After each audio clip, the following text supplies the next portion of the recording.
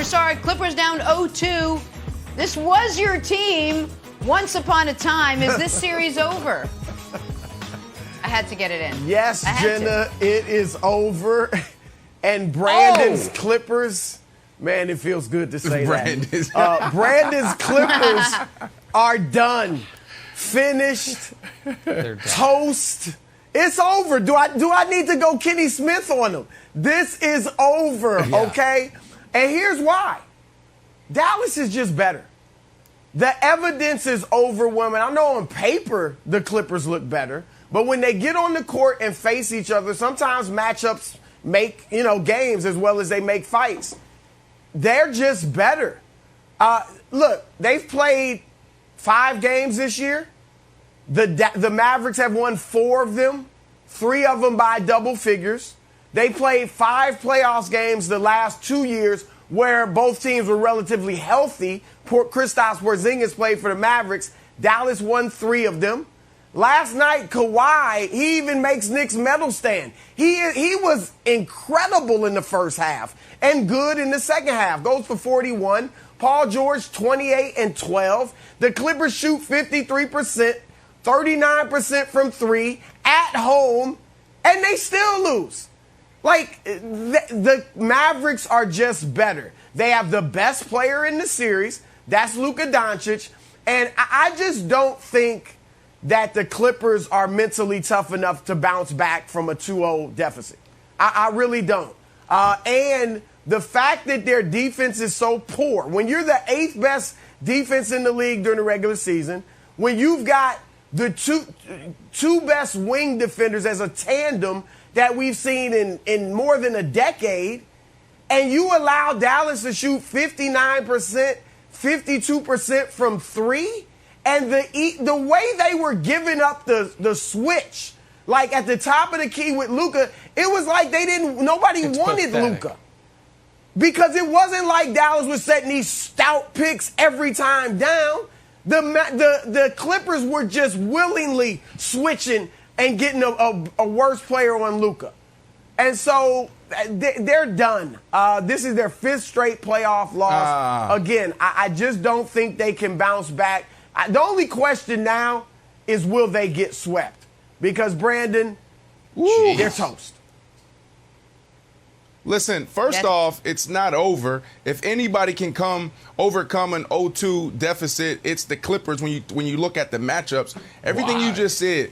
Kawhi was phenomenal. Paul George broke through this whole playoff P deal. So when you think about this team and how they're built, the thing that you got to look at is the others. You got to look at the supporting cast. They didn't show up. Where was Pat Beverly? Where was Reggie Jackson? Where were those guys? Where was Marcus Morris? Like, they didn't show up. And so that was the difference in that game. That was the difference in game 1. When you look at Dallas, Luka, phenomenal, like sensational. Dude has ice in his veins. You talk about Mamba mentality. He has it all. But then you look at the others. You look at, his supporting cast. Everybody's hitting. I mean, who do you want him to go? When you talk about defense and defense philosophy, everybody is on fire on that team. Tim Hardaway, D. Smith, the first game. Come on, man. So if there is any team, with a matchup like this that can overcome an 0-2 deficit, it is definitely the Clippers. Yeah, I think the exact opposite. I think of every team in the league, they are the least likely, because they don't look interested in competing. The reason everyone is NBA Jam on fire is because they're all wide open shots. Brandon, I know at House of Athlete, you've had plenty of NBA guys come through in the offseason. And you know what's amazing about watching literally any NBA player just shoot around? They never miss. Never miss. Right. It doesn't matter who it is. They are all 98% unguarded. Well, guess what? The Clippers are going with the very revolutionary strategy of not guarding. So everyone's going to hit. And you know why Broussard, the Clippers supporting cast, is not playing well? Because their supporting cast stinks. and it has stunk for 2 years. And last year I told you guys this is a bad roster, and people called me a hater. This year I told you it's a bad roster. People said I'm out of my mind. Reggie Jackson's never been good in the playoffs. Marcus Morris has never been good in the playoffs. Serge Ibaka has been good in the playoffs. He's not playing. You've got an undersized offensive liability defensive point guard. You've got a slow-footed defensive liability center. You've got Nick Batum, who you got for the minimum because he was so bad last year in your crunch time 5. You got Rondo, who the Hawks couldn't wait to give away, supposed to be the saving grace. The team's not very good. The front office done a terrible job. On the bright side, I did. That is correct, Jenna. I did pick them to lose because I thought that I picked the Clippers to win this series. That's absolutely right. I picked the Mavs to lose. That's correct. But I never bought into the idea that this team was anything close to a championship contender. And what they are dealing with all of that, Wilds, is also the makings of a guy who is going to go down at worst as one of the 10 greatest players ever in Luka. And when you run into one of those guys, it's like, oh man, we better have it buttoned up, and they don't. They opted for this matchup instead of playing the Blazers, who they're 6-0 against the last 2 years, and now they're getting their heads handed to them, and people are going to get fired, and guys are going to be traded, and the series is over. The era never started, and the battle for LA is as one-sided as Alabama Citadel is every year. Gee, throw the Alabama Citadel thing out there. Wasn't expecting that one. I got to look up my Citadel references, see how they're stacking up this year.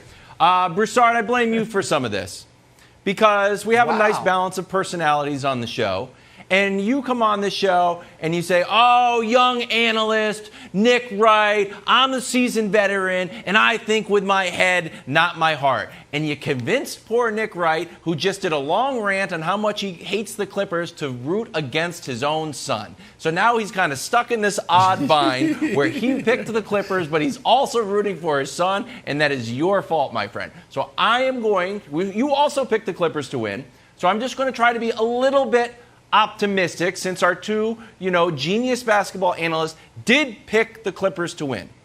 There's only 4 teams in the history of basketball that have come down from 2-0. It was the 17 Celtics, the 05 Mavs, the 94 Rockets, and the 69 Lakers, 2-0 at home. Do you see a way that the Clippers can add themselves to that list? And I will give you a hint.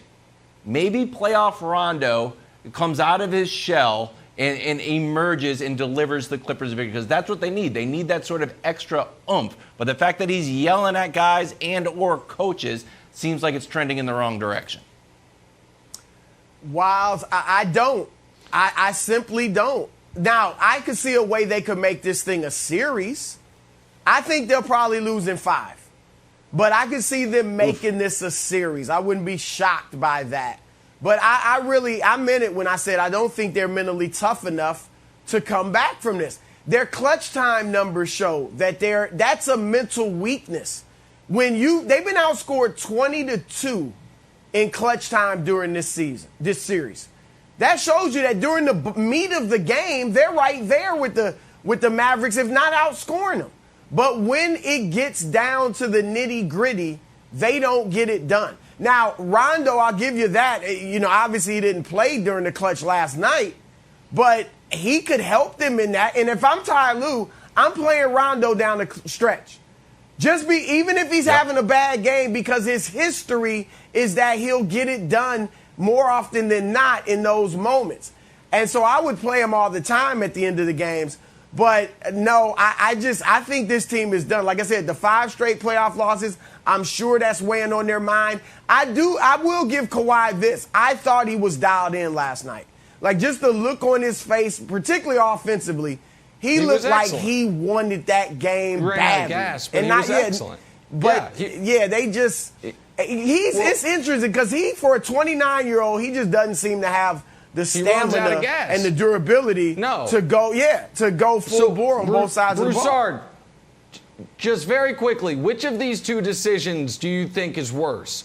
Kawhi having the option of defending the title with Toronto, going back home playing with LeBron and AD, or opting to play with the Clippers and Paul George. Is that decision worse, or just signing with New Balance? Which is the one that's worse? Because I can't figure it out. They're both terrible. New Balance have got some nice sneakers. I'm not sure. I love New Balances know. to jog around the block. I don't know. Thanks for watching. Subscribe here to get the latest from the show. Also, be sure to check out more of the best clips from First Things First, or go watch a few segments from our other shows on FS1.